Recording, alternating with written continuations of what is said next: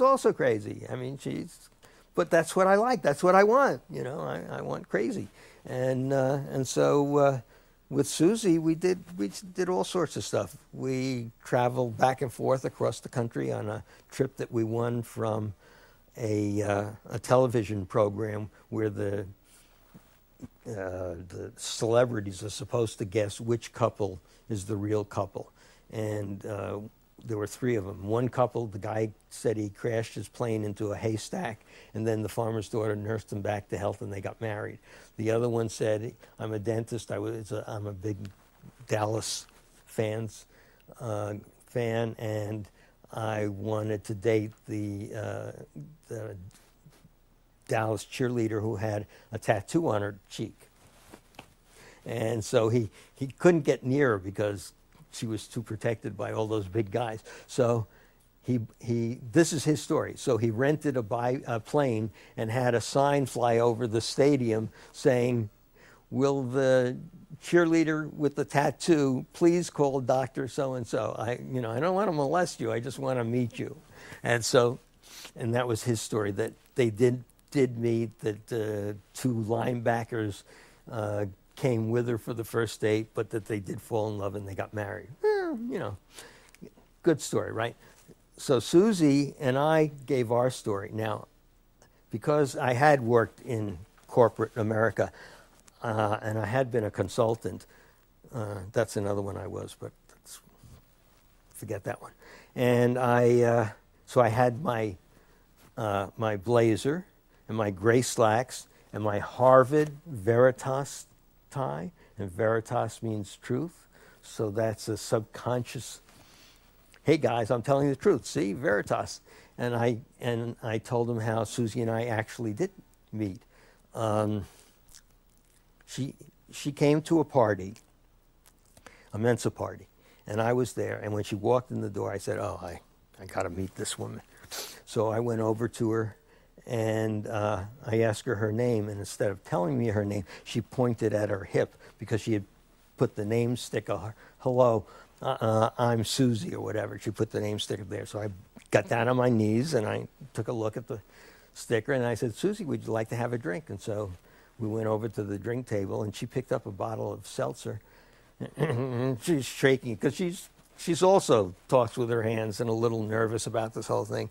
And so we got to talking, and it became apparent we were going to sit down and have a longer talk. And then she opened the bottle, which had been shook, and it sprayed all over the place, and of course all over her and all over her clothes. So I dropped to my knees again, and I grabbed napkins, and I was patting her dry. And then we met, we talked, we dated. I dated her the next day for brunch, and then from that moment on, we only missed one day together, and that was when I had to take my son to dinner, and I called when I got home, and she was there, and she was waiting for the call. And then after that, we were together. We got married in 10 weeks. The marriage was performed in Griffith Park at Ferndale, which is a very special place with a little waterfall and all sorts of great stuff. And so we got married there by a judge from the unemployment court, of all things. Is that? Yeah, I can hear that. You want to say that part again? You got married with what? Oh, so we got married in Ferndale, which is a part of Griffith Park. And we got this judge who was a friend that I knew from Mensa. So judges can perform weddings. We wrote our own things, and we had our party in Griffith Park in this area, which was really great. And there weren't a whole bunch of people there, but our close friends were there. And my brother came, and he was there. And then we started being a married couple for real.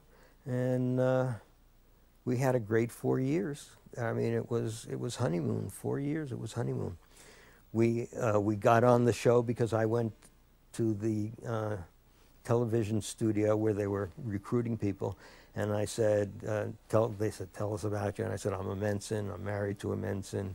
And we met at a Mensa party, and I filled it a little bit in. And they said, oh, great, because we were going to do a show, and we were going to have a pretend Mensan couple as the pretend, one of the pretends, and a real one was going to do something else. And they said, no, now we're going to change it. You're going to be the real one, and we'll get these people who fly into haystacks and do other weird things, you know, date cheerleaders with tattoos on their rump. And we were on a honeymoon. We went to, we won the big prize on the show, so we got a trip to Disney World, and all 7 days, all paid, and bonus money of $150 because nobody guessed us as the real thing.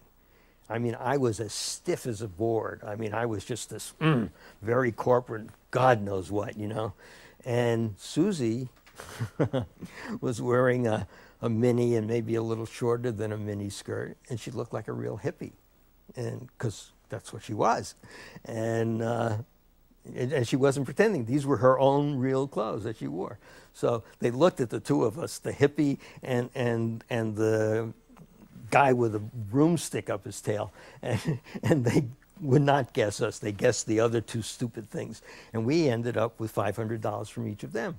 So we got $1,500 plus our trip, all expenses paid for the first week to Disney World.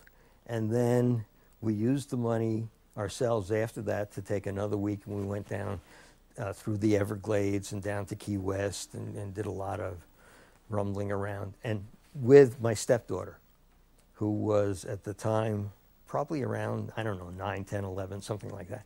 And we crisscrossed the country. The first time we were going across, we broke down in Flagstaff, Arizona, and the car had to be fixed before we could go on. It took 3 days, so we found out about Flagstaff.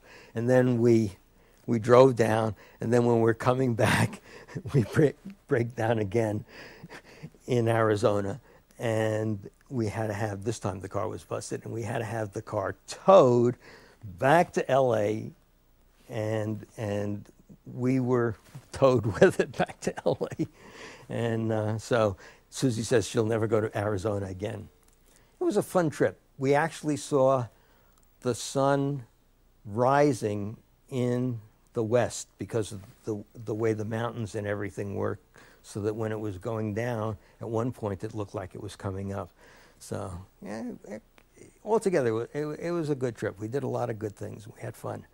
And in fact, we had so much fun that later on we did a trip up to Canada, and we went through California and parts of Arizona and Nevada and back into California, and then all the way up to Canada. We went into Washington to visit a relative, and then back up to Canada, drove across Canada to Vancouver, British Columbia, drove all the way down the coast through the Olympic rainforest, and all the way down the coast, which is a lost coast, and finally got down to a little town below